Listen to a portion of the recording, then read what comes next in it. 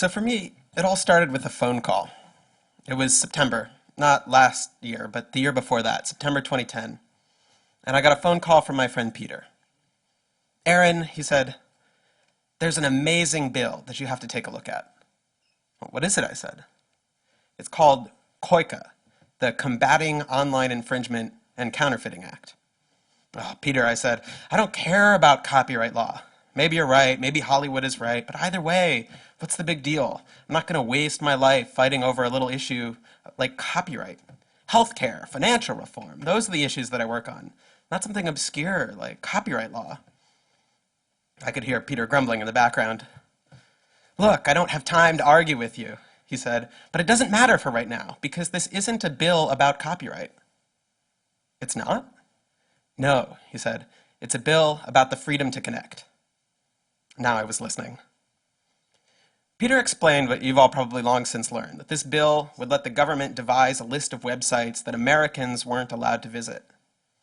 On the next day, I came up with lots of ways to try to explain this to people. I said it was a great firewall of America. I said it was an internet blacklist. I said it was online censorship. But I think it's worth taking a step back, putting aside all the rhetoric, and just thinking for a moment about how radical this bill really was. Sure, there are lots of times when the government makes rules about speech. If you slander a private figure, if you buy a television ad that lies to people, if you have a wild party that plays booming music all night, in all these cases, the government can come stop you. But this was something radically different. It wasn't that the government went to people and asked them to take down particular material that was illegal. It shut down whole websites. Essentially, it stopped Americans from communicating entirely with certain groups. There's nothing really like it in US law. If you play loud music all night, the government doesn't slap you with an order requiring you be mute for the next couple weeks. They don't say nobody can make any more noise inside your house. There's a specific complaint, which they ask you to specifically remedy, and then your life goes on. The closest example I could find was a case where the government was at war with an adult bookstore. The place kept selling pornography, the government kept getting the porn declared illegal, and then frustrated, they decided to shut the whole bookstore down. But even that was eventually declared unconstitutional, a violation of the First Amendment. So, you might say, surely COICA would get declared unconstitutional as well. But I knew that the Supreme Court had a blind spot around the First Amendment, more than anything else, more than slander or libel, more than pornography, more even than child pornography. Their blind spot was copyright. When it came to copyright, it was like the part of the justices' brains shut off, and they just totally forgot about the First Amendment. You got the sense that deep down, they didn't even think the First Amendment applied when copyright was at issue. Which means that if you did want to censor the internet, if you wanted to come up with some way that the government could shut down access to particular websites, this bill might be the only way to do it. If it was about pornography, it probably would get overturned by the courts, just like the adult bookstore case. But if you claimed it was about copyright, it might just sneak through. And that was especially terrifying because, as you know, copyright is everywhere. If you want to shut down WikiLeaks, it's a bit of a stretch to claim that you're doing it because they have too much pornography. But it's not hard at all to claim that WikiLeaks is violating copyright. Because everything is copyrighted. The speech, the thing I'm giving right now, these words are copyrighted. And it's so easy to accidentally copy something. So easy, in fact, that the leading Republican supporter of COICA, Orrin Hatch, had illegally copied a bunch of code into his own Senate website. So if even Orrin Hatch's Senate website was found to be violating copyright law, what's the chance that they wouldn't find something they could pin on any of us? There's a battle going on right now, a battle to define everything that happens on the internet in terms of traditional things that the law understands. Is sharing a video on BitTorrent like shoplifting from a movie store? Or is it like loaning a videotape to a friend? Is reloading a web page over and over again like a peaceful virtual sit-in or a violent smashing of shop windows? Is the freedom to connect like freedom of speech or like the freedom to murder? This bill would be a huge, potentially permanent loss. If we lost the ability to communicate with each other over the internet, it would be a change to the Bill of Rights, the freedoms guaranteed in our Constitution, the freedoms our country had been built on, would be suddenly deleted. New technology, instead of bringing us greater freedom, would have snuffed out fundamental rights we'd always taken for granted. And I realized that day, talking to Peter, that I couldn't let that happen. But it was going to happen. The bill, COICA, was introduced on September 20th, 2010, a Monday. And in the press release heralding the introduction of this bill, way at the bottom, it was scheduled for a vote on September 23rd, just 3 days later. And while, of course, there had to be a vote, you can't pass a bill without a vote, the results of that vote were already a foregone conclusion. Because if you looked at the introduction of the law, it wasn't just introduced by one rogue, eccentric member of Congress. It was introduced by the chair of the Judiciary Committee and co-sponsored by nearly all the other members, Republicans and Democrats. So yes, there'd be a vote, but it wouldn't be much of a surprise, because nearly everyone who was voting had signed their name to the bill before it was even introduced. Now, I can't stress how unusual this is. This is emphatically not how Congress works. I'm not talking about how Congress should work, the way you see on Schoolhouse Rock. I mean, this is not the way Congress actually works. I mean, I think we all know Congress is a dead zone of deadlock and dysfunction. There are months of debates and horse trading and hearings and stall tactics. I mean, first you're supposed to announce that you're going to hold hearings on a problem, and then days of experts talking about the issue, and then you propose a possible solution, you bring the experts back for their thoughts on that, and then other members have different solutions, and they propose those, and you spend a bunch of time debating, and there's a bunch of trading to get members over to your cause, and finally you spend hours talking one-on-one with the different people in the debate, try and come back with some sort of compromise, which you hash out in endless backroom meetings. And then when that's all done, you take that, and you go through it line by line in public, to see if anyone has any objections or wants to make any changes, and then you have the vote. It's a painful, arduous process. You don't just introduce a bill on Monday and then pass it unanimously a couple days later. That just doesn't happen in Congress. But this time, it was going to happen. And it wasn't because there were no disagreements on the issue. There are always disagreements. Some senators thought the bill was much too weak and needed to be stronger. As it was introduced, the bill only allowed the government to shut down websites. And these senators, they wanted any company in the world to have the power to get a website shut down. Other senators thought it was a drop too strong. But somehow, and the kind of thing you never see in Washington, they'd all managed to put their personal differences aside to come together and support one bill they were persuaded they could all live with. A bill that would censor the internet. And when I saw this, I realized whoever was behind this was good. Now, the typical way you make good things happen in Washington is you find a bunch of wealthy companies who agree with you. Social Security didn't get passed because some brave politicians decided their good conscience couldn't possibly let old people die starving in the streets. I mean, are you kidding me? Social Security got passed because John D. Rockefeller was sick of having to take money out of his profits to pay for his workers' pension funds. Why do that when you can just let the government take money from the workers? Now, my point is not that Social Security is a bad thing. I think it's fantastic. It's just that the way you get the government to do fantastic things is you find a big company willing to back them. The problem is, of course, that big companies aren't really huge fans of civil liberties. It's not that they're against them, it's just there's not much money in it. Now, if you've been reading the press, you probably didn't hear this part of the story. As Hollywood has been telling it, the great, good copyright bill they were pushing was stopped by the evil internet companies who make millions of dollars off of copyright infringement. But it really wasn't true. I mean, I was in there, in the meetings with the internet companies, actually, probably all here today, and, if all their profits depended on copyright infringement, they would have put a lot more money into changing copyright law. The fact is, the big internet companies, they would do just fine if this bill passed. I mean, they wouldn't be thrilled about it, but I doubt they would even have a noticeable dip in their stock price. So they were against it, but they were against it like the rest of us on grounds primarily of principle. And principle doesn't have a lot of money in the budget to spend on lobbyists. So they were practical about it. Look, they said, this bill is going to pass. In fact, it's probably going to pass unanimously. As much as we try, this is not a train we're going to be able to stop. So we're not going to support it.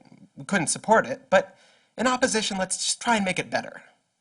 So that was the strategy, lobby to make the bill better. They had lists of changes that would make the bill less obnoxious or less expensive for them or whatever, but the fact remained, at the end of the day, it was going to be a bill that was going to censor the internet, and there was nothing we could do to stop it. So I did what you always do when you're a little guy facing a terrible future with long odds and little hope of success.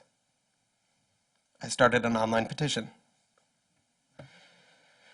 I called all my friends and we stayed up all night setting up a website for this new group, Demand Progress, with an online petition opposing this noxious bill, and I sent it to a few friends. Now, I've done a few online petitions before. I've worked at some of the biggest groups in the world that do online petitions. I've written a ton of them and read even more. But I've never seen anything like this. Starting from literally nothing, we went to 10,000 signers, then 100,000 signers, and then 200,000 signers and 300,000 signers in just a couple of weeks. And it wasn't just signing a name. We asked these people to call Congress, to call urgently. There was a vote coming up this week in just a couple days, and we had to stop it. And at the same time, we told the press about it, and about this incredible online petition that was taking off. And we met with the staff of members of Congress and pleaded with them to withdraw their support for the bill. I mean, it was amazing. It was huge. The power of the internet rose up in force against this bill, and then it passed unanimously. Now, to be fair, several of the members gave nice speeches before casting their vote. And in their speeches, they said their office had been overwhelmed with comments about the First Amendment concerns behind this bill, comments that had them very worried. So worried, in fact, they weren't sure that they still supported the bill. But even though they didn't support it, they were going to vote for it anyway, they said, because they needed to keep the process moving, and they were sure any problems that were had with it could be fixed later. So I'm going to ask you, does this sound like Washington, D.C. to you? Since when do members of Congress vote for things that they oppose just to keep the process moving? I mean, whoever was behind this was good. And then, suddenly, the process stopped. Senator Ron Wyden, the Democrat from Oregon, put a hold on the bill, giving a speech in which he called it a nuclear bunker buster bomb aimed at the internet. He announced he would not allow it to pass without changes. And as you may know, a single senator can't actually stop a bill by themselves, but they can delay it.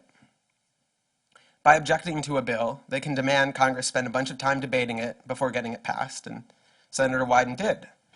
He bought us time. A lot of time, as it turned out. His delay held all the way through the end of that session of Congress, so that when the bill came back, it had to start all over again. And since they were starting all over again, they figured, why not give it a new name? And that's when it began being called PIPA, and eventually SOPA. So there was probably a year or two of delay there. And in retrospect, we used that time to lay the groundwork for what came later. But that's not what it felt like at the time. At the time, it felt like we were going around telling people that these bills were awful, and in return, they told us that they thought we were crazy. I mean, we were kids wandering around waving our arms about how the government was going to censor the internet. It does sound a little crazy. Yeah, you could ask Larry tomorrow. I was constantly telling him what was going on, trying to get him involved, and I'm pretty sure he just thought I was exaggerating. Even I began to doubt myself. It was a rough period. But when the bill came back and started moving again, suddenly all the work we had done started coming together. All the folks we talked to about it suddenly began getting really involved and getting others involved. Everything started snowballing. It happened so fast. I remember there was one week where I was having dinner with a friend in the technology industry, and he asked what I worked on, and I told him about this bill, and he said, "Wow, you need to tell people about that." And I just groaned. And then, just a few weeks later, I remember I was chatting with this cute girl on the subway, and she wasn't in technology at all, but when she heard that I was, she turned to me very seriously and said, "You know, we have to stop soap."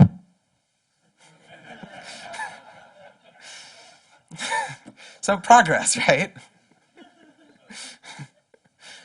But I think that story illustrates what happened during those couple weeks, because the reason we won wasn't because I was working on it, or Reddit was working on it, or Google was working on it, or Tumblr, or any other particular person. It was because there was this enormous mental shift in our industry. Everyone was thinking of ways they could help, often really clever, ingenious ways. People made videos, they made infographics, they started PACs, they designed ads, they bought billboards, they wrote news stories, they held meetings. Everybody saw it as their responsibility to help. I remember at one point during this period, I held a meeting with a bunch of startups in New York, trying to encourage everyone to get involved. And I felt a bit like I was hosting one of these Clinton Global Initiative meetings where I got to turn to every startup founder in the room and be like, what are you going to do? And what are you going to do? And everyone was trying to one-up each other. If there was one day the shift crystallized, I think it was the day of the hearings on SOPA in the House, the day we got that phrase, "It's no longer okay not to understand how the internet works."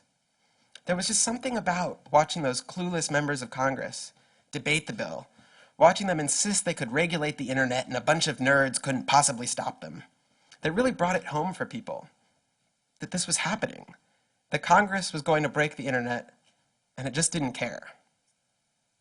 I remember when this moment first hit me. I was at an event and I was talking and I got introduced to a US Senator, one of the strongest proponents of the original COICA bill, in fact. And I asked him why, despite being such a progressive, despite giving a speech in favor of civil liberties, why he was supporting a bill that would censor the internet. And you know, that typical politician smile he had suddenly faded from his face, and his eyes started burning this fiery red. And he started shouting at me. He said, "Those people on the internet, they think they can get away with anything. They think they can just put anything up there, and there's nothing we can do to stop them. They put up everything. They put up our nuclear missiles, and they just laugh at us. Well, we're going to show them. There's got to be laws on the internet. It's got to be under control." Now, as far as I know, nobody has ever put up the US's nuclear missiles on the internet. I mean, it's just not something I've heard about. But that's sort of the point. He wasn't having a rational concern, right? It was this irrational fear that things were out of control. Here was this man, a United States senator, and those people on the internet, they were just mocking him. They had to be brought under control. Things had to be under control. And I think that was the attitude of Congress. And just as seeing that fire in that senator's eyes scared me, I think those hearings scared a lot of people. They saw this wasn't the attitude of a thoughtful government trying to resolve trade-offs in order to best represent its citizens. This was more like the attitude of a tyrant. And so the citizens fought back.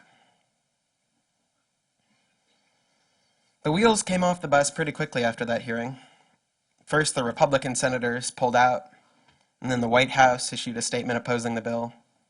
And then the Democrats, left all alone out there, announced they were putting the bill on hold so they could have a few further discussions before the official vote. And that was when, as hard as it was for me to believe, after all this, we had won. The thing that everyone said was impossible, that some of the biggest companies in the world had written off as kind of a pipe dream, had happened. We did it. We won. And then we started rubbing it in. You all know what happened next. Wikipedia went black, Reddit went black, Craigslist went black, the phone lines on Capitol Hill flat out melted. Members of Congress started rushing to issue statements retracting their support for the bill that they were promoting just a couple days ago. It was just ridiculous. I mean, there's a chart from the time that captures it pretty well. It says something like January 14th on one side, and has this big long list of names supporting the bill, and then just a few lonely people opposing it. And then on the other side, it says January 15th. And now it's totally reversed. Everyone is opposing it. Just a few lonely names still hanging on in support. I mean, this really was unprecedented. Don't take my word for it, but ask former Senator Chris Dodd, now the chief lobbyist for Hollywood. He admitted, after he lost, that he had masterminded the whole evil plan. And he told the New York Times he'd never seen anything like it during his many years in Congress. And everyone I've spoken to agrees. The people rose up and they caused a sea change in Washington. Not the press, which refused to cover the story. Just coincidentally, their parent companies all happened to be lobbying for the bill. Not the politicians, who were pretty much unanimously in favor of it. And not the companies who had all but given up trying to stop it and decided it was inevitable. It was really stopped by the people themselves. They killed the bill dead. So dead that when members of Congress propose something now that even touches the internet, they have to give a long speech beforehand about how it is definitely not like SOPA. So dead that when you ask congressional staffers about it, they groan and shake their heads like it's all a bad dream they're trying really hard to forget. So dead that it's kind of hard to believe this story. Hard to remember how close it all came to actually passing. Hard to remember how this could have gone any other way. But it wasn't a dream or a nightmare. It was all very real. And it will happen again. Sure, it will have yet another name, and maybe a different excuse, and probably do its damage in a different way. But make no mistake, the enemies of the freedom to connect have not disappeared. The fire in those politicians' eyes hasn't been put out. There are a lot of people, a lot of powerful people, who want to clamp down on the internet. And to be honest, there aren't a whole lot who have a vested interest in protecting it from all of that. Even some of the biggest companies, some of the biggest internet companies, to put it frankly, would benefit from a world in which their little competitors could get censored. We can't let that happen. Now, I've told this as a personal story, partly because I think big stories like this one are just more interesting at human scale. The director J.D. Walsh says good stories should be like the poster for Transformers. There's a huge evil robot on the left side of the poster, and a huge big army on the right side of the poster. And then in the middle, at the bottom, there's just a small family trapped in the middle. Big stories need human stakes. But mostly it's a personal story because I didn't have time to research any other part of it. But that's kind of the point. We won this fight because everyone made themselves the hero of their own story. Everyone took it as their job to save this crucial freedom. They threw themselves into it. They did whatever they could think of to do. They didn't stop to ask anyone for permission. You remember how Hacker News readers spontaneously organized this boycott of GoDaddy over their support of SOPA? Nobody told them they could do that. A few people even thought it was a bad idea. It didn't matter. The senators were right. The internet really is out of control. But if we forget that, if we let Hollywood rewrite the story so it was just big company Google who stopped the bill, if we let them persuade us we didn't actually make a difference, if we start seeing it as someone else's responsibility to do this work, and it's our job just to go home and pop some popcorn and curl up on the couch to watch Transformers, well then next time, they might just win. Let's not let that happen.